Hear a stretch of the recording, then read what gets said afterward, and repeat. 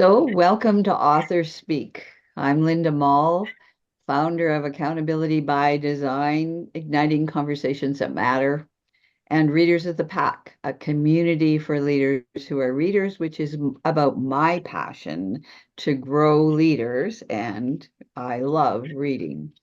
A warm welcome to the leaders who have joined us here today online, and I'll invite you to save your questions for Nate till the end, and we will give some time, 10 or 15 minutes, depending on the number of questions, at the end of our interview today. If you'd prefer, put them in the chat, and Laura will share them with everyone. And so that is time to introduce my co-pilot, Laura Haynes, who not only creates all of our visuals now, but will be troubleshooting any issues we have technically, and just my right-hand person, wouldn't be here without her.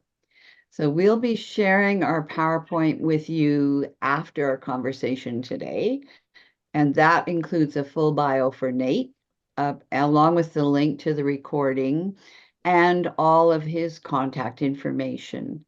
So without further ado, let me welcome and introduce you to our guest today, Nate Regier, CEO and founder of Next Element, building cultures of compassion and accountability. And we have talked to Nate before about another book he wrote, Compassionate Accountability.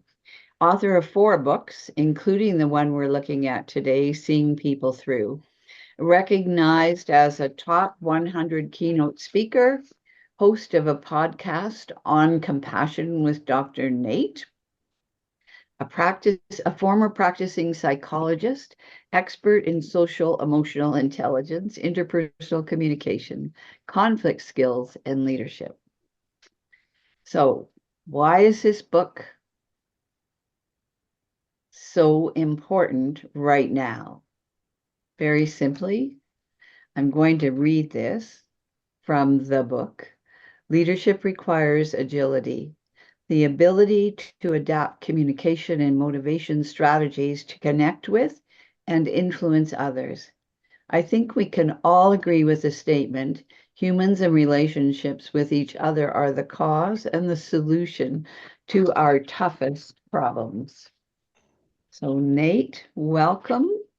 And I'll give you a minute to say anything you want to add to that. And then I have a zillion questions. Oh, well, thank you so much. What a nice introduction. Welcome. And it's good to see those of you that are joining me. And later, for those that are watching this, also welcome. It's good to be here. And, in preparation for this, I was watching the trailer for the book, which is the video. It's about a 4-minute video that we created. And I actually, I actually found myself getting inspired by hearing Uh, what was important at the time. And it's still so important. yeah. Even 4 or 5 years later now, the relationships are at the core. And post pandemic, the ability to connect and communicate and resolve conflict across differences never been more important than now. So I think this conversation is timely. And the book is actually selling more than it has before. I think because the message is so important. Yeah. And I think it might even be more amplified than it was when you initially wrote the book. I think relationships are becoming more important all the time. Yeah. And so you've commented that, and I'll use the acronym and you can talk more to it. The PCM is truly like an archaeological dig, and you show up on site every day ready to explore Yeah. what's next. Can you Yeah. expand on that statement? Yeah. So the process communication model was developed by a behavioral or a psychologist, clinical psychologist, Dr. T.P. Kaler, who's a genius. He's a member of Mensa. He coached and counseled President Clinton, worked with NASA. The guy's brilliant. And this model has so many layers, and it's so thoroughly researched and put together that it seems each day as I'm teaching it, as I'm reading, as I'm working with people, I discover a new component, a new facet, a new level of depth in it. And I remember once with one of my colleagues, we were actually at a conference, and we were sharing a hotel room. We were each laying in our beds talking about this. And he said, do you think Dr. Kaler has cracked the code for human relationships? And I was like, well, I don't know about that. It's a great model, but it just represents who we are and how we act so accurately, that it is a new discovery for me every day. Mhm. And PCM is process communication model, right? For those who haven't read the book. So Yeah. you also talk about the difference between this model and others, and that at its core, it's a way of life. It's a way of being. It's not what we do to people, it's who we are with people. So there are many behavioral assessments. We were talking about that just before the call today. So what's the difference? How would a leader know this is the right tool to use Mm. in any given circumstance? Yeah, it's a great question. Great question. There are a lot of tools out there, and any personality typology or individual differences tool attempts to do the same thing, which is understand and predict behavior so that we can know what's going to happen. Probably the biggest differentiator of PCM is in the letter P, which is process. Process refers to not what we say, but how we say it. And I'm curious, those of you on this call, have you ever noticed that sometimes how you say something is more important than what you say? Mhm. And we know communication research that words account for maybe only 10% of communication. This model unpacks the other 90% very precisely, really specifically. So when we really start to pay attention to how we communicate, we realize that individual differences in personality only matter when we communicate with each other.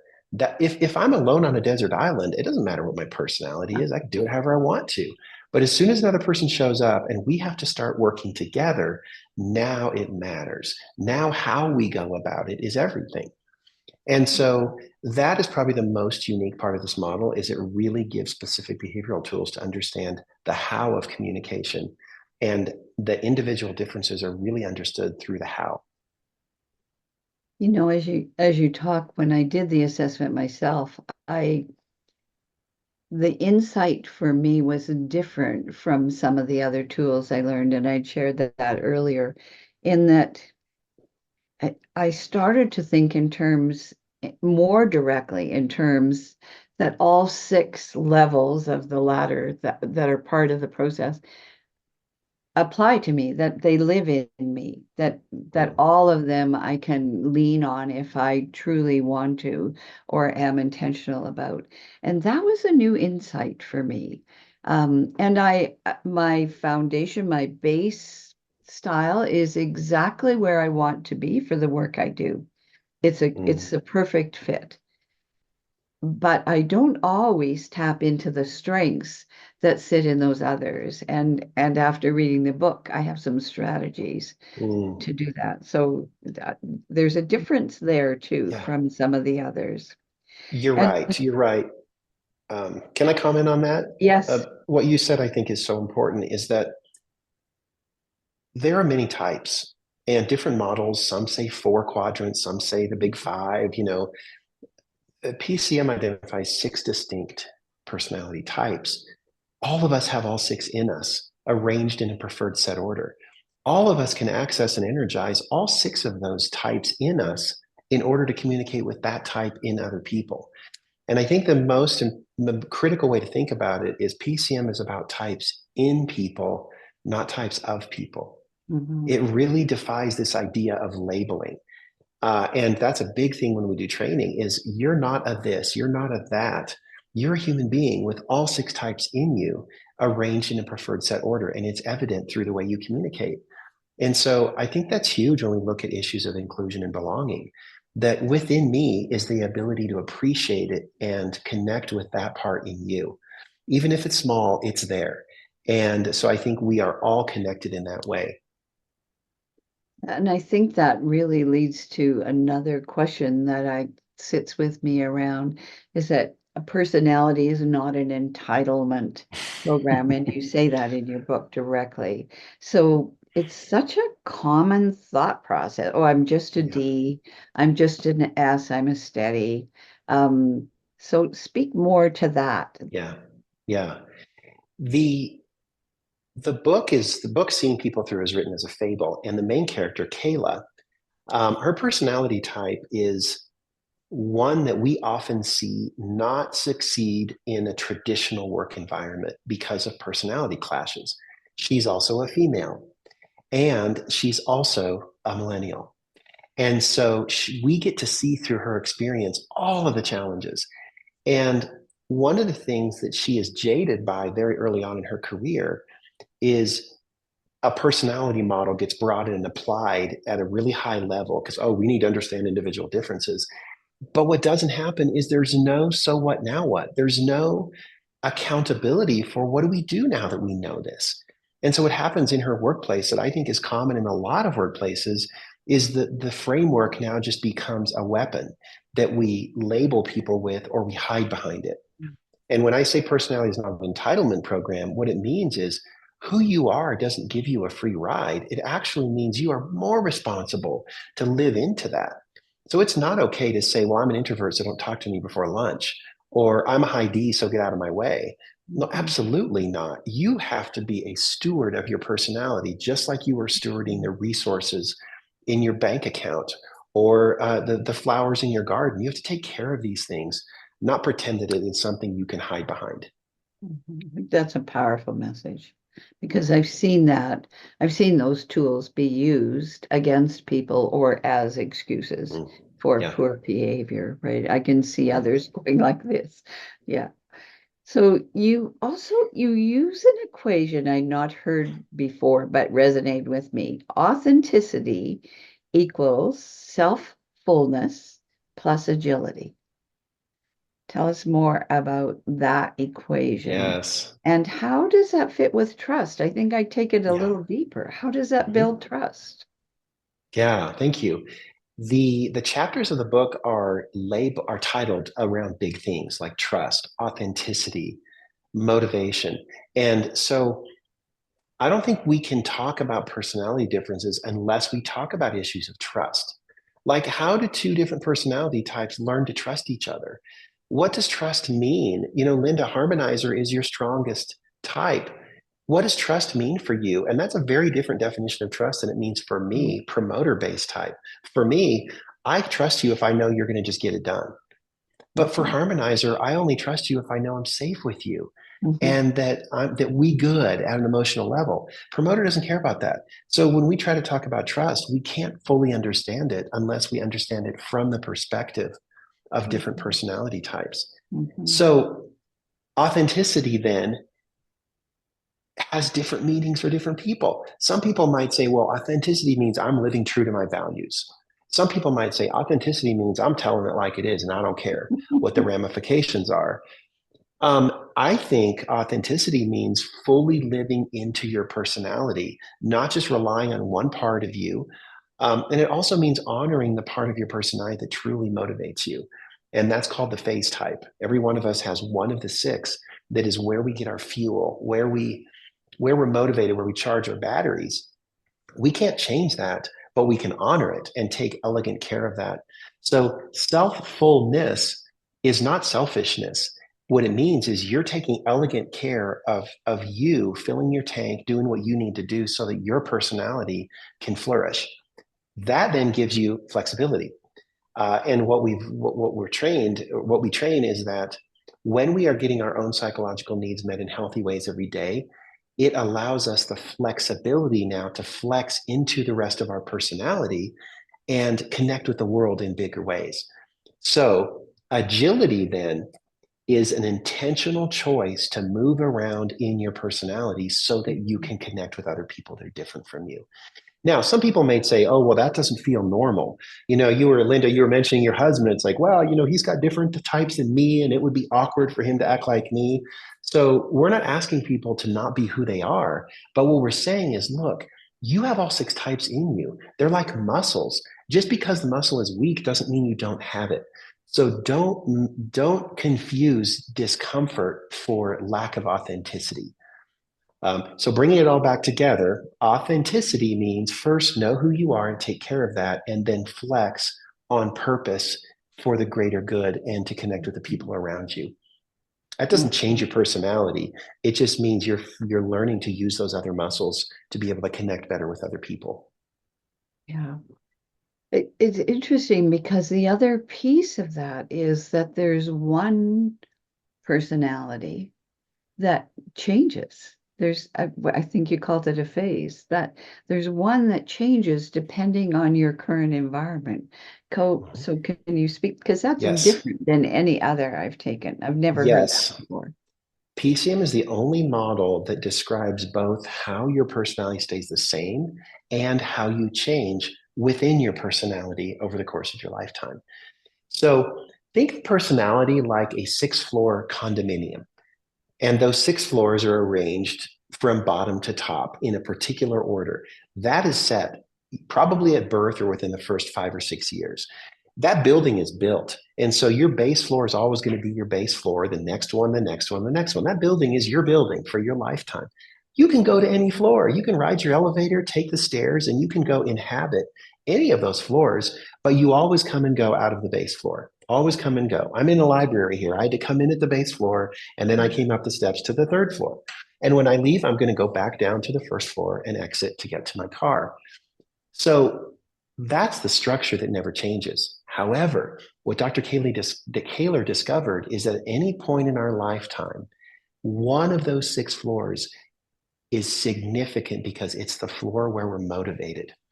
Mhm. Think of it as like in that six floor condominium, it's where the bedroom is and where the cafeteria is. You Mhm. got to get those two things every single day, or you're not going to be able to travel around and go do your thing. Mhm. So it's what fuels us, it's what gets us recharged, and only one at any given point in our life. But that can change. So when we're born, the first floor, our base floor, is also the floor where we're motivated. But for two-thirds of the North American population, and similarly globally, we might experience what's called a phase change, where through a pretty amazing process that is incredibly predictable, we come out on the other end of it, and now a different floor in our condominium becomes the floor that fills our tank. And we have to learn new ways of getting our needs met. And although we're the same person, we're motivated differently. Mhm. And that made sense to me. I've experienced that in my lifetime for Yeah. sure. So you also refer to the tough work. Mm, Real honesty means doing the tough work, and that's more about conflict. Can you yes. speak about that before we open this up to other people's questions? I still have more, but yeah. Thank you. And I'm glad you brought that up. Actually, the blog post I'm working on for this week is about the tough work of being open. And openness is about really connecting with and authentically expressing what's really going on inside of us. And PCM identifies that each personality type kind of has an Achilles heel, or think of it like kryptonite for Superman. It's that thing that really it's hard for us. And yet we somehow have to learn to deal with it. We have to contend with it. We can't run away from it. But it's also like kind of like electricity. If we don't deal with it right, we could get burned. So doing the hard work, doing the tough work is about facing your kryptonite, facing those issues that are uniquely a struggle for your personality type, being genuine and authentic about it, not covering it up and not running away from it. Because when we do that, we go into distress. And when we're in distress, we are covering up our best selves and we're wearing a mask and we're putting out negative behaviors to the world that are like a self-fulfilling prophecy. Distress invites distress everywhere we go. And so doing the hard work, and the book lays out kind of what it would be. How would I Mhm. identify for Mhm. me what my tough work is, and what do I need to do? Just real quickly, when I started using PCM in therapy, my average length of treatment to achieve clinically significant outcomes went from 12 sessions to 4 sessions. And it was almost overnight because PCM helped me zero in exactly on what is the tough work, how can I help the client and my patient do that, and Mhm. they would get better so much faster. Wow. Wow. Yeah. And it is hard work. It's hard work. It is And hard work. sometimes you need help. Yeah. And Yeah. and I did. I spent 27 years in distress running away from doing the hard work. And Mhm. when I did the hard work, a lot of things changed for me. Ah, And actually, I yeah. was able to get married and stay in a relationship for Wow. 31 years now because of it. Yeah. Yeah. And you feel that ease. You feel Mm, more ease in life, right? That's the biggest thing. So yeah. I am going to open it up. Are there any questions that anybody else has for Nate? I can see, I know we've got a couple of Nothing's off limits. Absolutely anything you can ask, and there's no dumb questions. And you anything can to even put. hypothetically ask for a friend if you want to. I think Amanda has a question. Did you have a question, Amanda? Not so much a question, just a relatable story that might spark conversation. So our management team, is kind of working through a process of gelling, forming, norming, storming, wherever we are in the process. And we just did Enneagram. So we did the 9. Mm, And I very much relate to your comment about how you have all types of personalities in you, just in a particular order, and you're not Mm, defined by one. But what I love the most about it is your one particular number is not your excuse. It's not your excuse to say, okay, I'm a 4 and I am going to bowl over everyone in this conversation because this thing is shiny and has my attention. Or I'm a 1 and there's only a right way to do this. And so we have to do yeah. it this way. And that has something that has come up in conversation is we've started talking about like, oh, your 1 is really showing. And I that really resonated with me. And I'm actually going to do the process with my team. And I'm going to come back to this and pull the recording and play that for them so they have that sort of context in the discussion. Just because we put a number on you doesn't mean you're only that number. So thank you for that. I'm really taking that away from this conversation. lovely. Thank you. Lovely. Thank you, Amanda. And I might speak to whoever's going to listen to this video next, because what does this mean then? If we don't get to hide behind our personality, if it is not an entitlement program, well, then what? And this is where I love PCM so much, because what PCM says is now let's learn the tools. Let's learn the Mhm. actual behavioral communication tools to take responsibility for what we now know. So knowing that Linda has a base harmonizer, there is a preferred way that you like to be communicated with. There's a preferred environment that you like. There's preferred language in emails, all of this stuff. If I choose to care, if I choose to adapt for Linda, then you're going to see it in my communication behaviors every single day. Emails, the way I talk, my tone of voice, how I respond is going to be different for Linda than it would be for someone else. So I think the real question is whatever model we use, then so what, now what in terms of actual communication behaviors every day? Mhm. Mhm.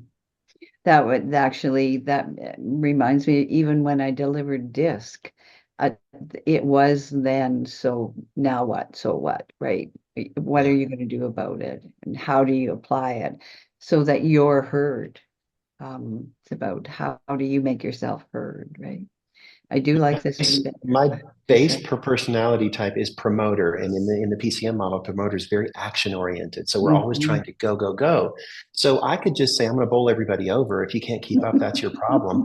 Or I could say, how do I leverage my need for action to turn learning into action steps that people can go use? Because I can uniquely do that. It's easy for me to do, um, but then I can be of service to others that way. Mhm. Mhm. Are there other questions? Does anybody else have another I question? have a question, Linda, for Okay, Laura. Nate. Can you talk about, Linda's taken the assessment, and I heard that there's a debrief. What does that process look like when you work with an Yeah. organization, as an example? Yeah. Well, one thing you'll notice that's different about PCM is you can't go buy a profile for $30 and then walk away. That's because it's an archaeological dig, and this is about who we are as people. So the I don't own the model, but the owners of the model have decided we're not just going to put it in people's hands without a conversation to help it give context, help it come alive. So we have offered online, people can go take the profile and then sign up for a debriefing session, which is 90 minutes. And then we'll meet with you and talk about it, answer your questions. We also do training that's all the way up to multiple days, months of modular training. We have a whole leadership curriculum where we teach people first about their own personality and then start to layer on the communication tools to go start doing things differently. Even how to write emails, how to lead meetings, how to do performance reviews, where we're actually asking people, how are you motivated? And how can we have a plan that works for you so that you're getting your tank filled at work every day and you feel better, more energized at the end of the day than you did at the beginning. So that's much more kind of customized training that we do. And then we certify trainers as well, so then they have access to all the curriculum and the assessments. Great. Thank you, Nate. And then just a follow-up question to that would be, in the model and in the training, how do you support succession planning within an organization? That's so important to identify individuals who may not always be the likely individuals that would raise their hand. There are individuals, obviously, in organizations due to the way they aren't very comfortable, maybe self-promoting, maybe they don't raise their hand. And it's always, from my perspective, the people that don't raise their hand or are tend to be some of the best talent that you can find, right? I love that question, and great succession planning. And we need good leaders. And we don't just need to promote leaders who are good at their job, because that eventually gets them completely out of their strength zone. We have to promote leaders that are good at being leaders. And I think there's a couple pieces that have to come together. One is agility. And when we're working with organizations, we teach HR how to interview for personality agility. Learn, do you know who you are? Can you take care of your personality? Do you know where the gas stations are in your town? In other words, do you know how to keep your car full? Because you got to be able to do that. How do you handle distress? Are you aware of your own distress? And are you able to communicate across differences? To me, those are the core leadership competencies. We can teach people the content of the job. So that's one thing. The other thing is then, is there a support system to help them?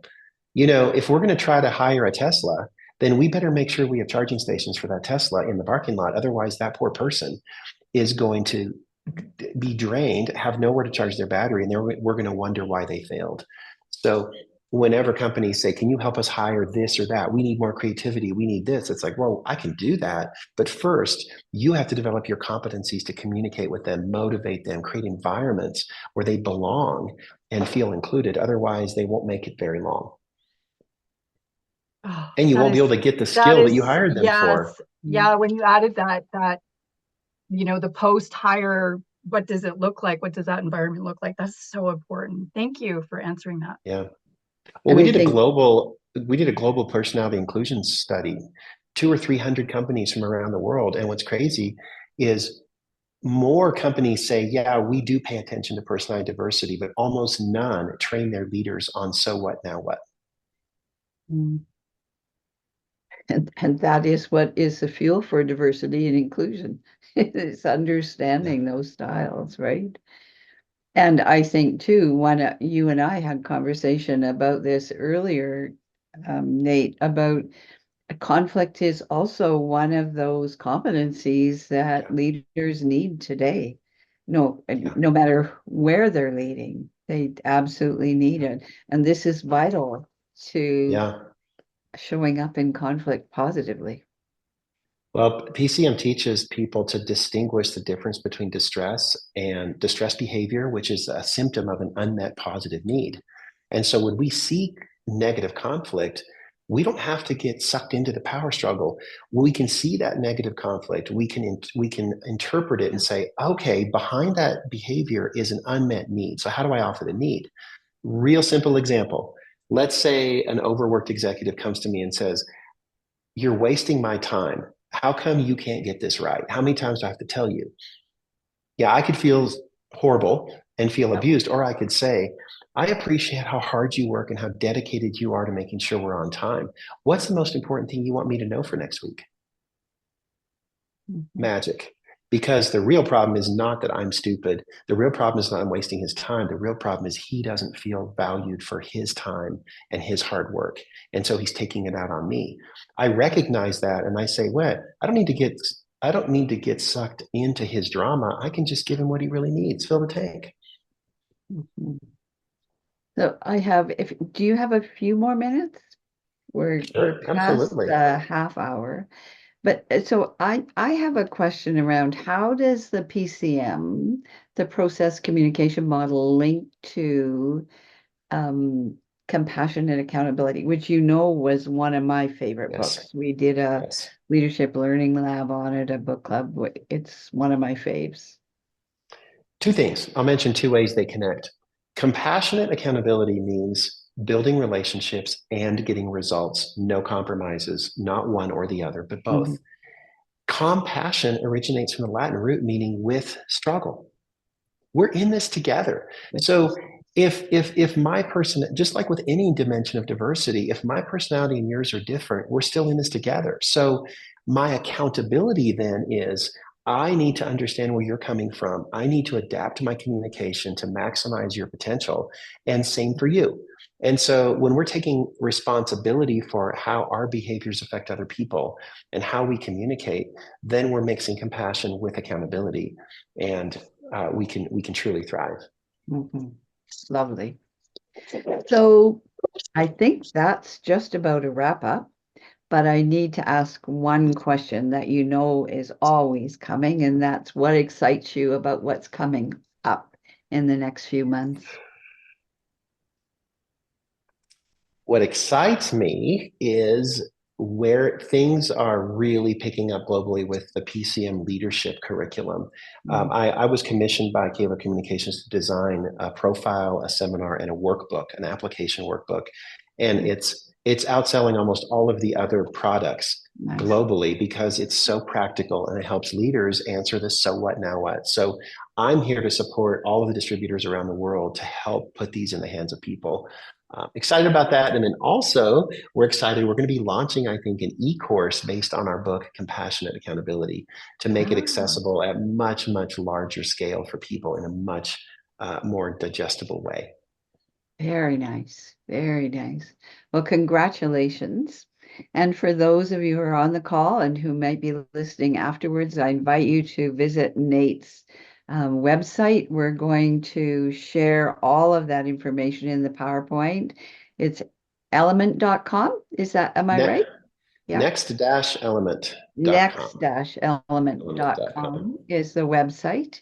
And also check out our readersofthepack.com because we have more interviews booked. And I believe by the end of this next month, we'll have interviews 6 months in advance, along with some Canadian authors this time. So far it's just been American. So we're trying to get some diversity in our authors as well. So thanks everybody for being here and for listening. If you're listening after, this is our passion. It's all about creating leaders who are readers and helping them grow. So thank you and have a great week. Thank you.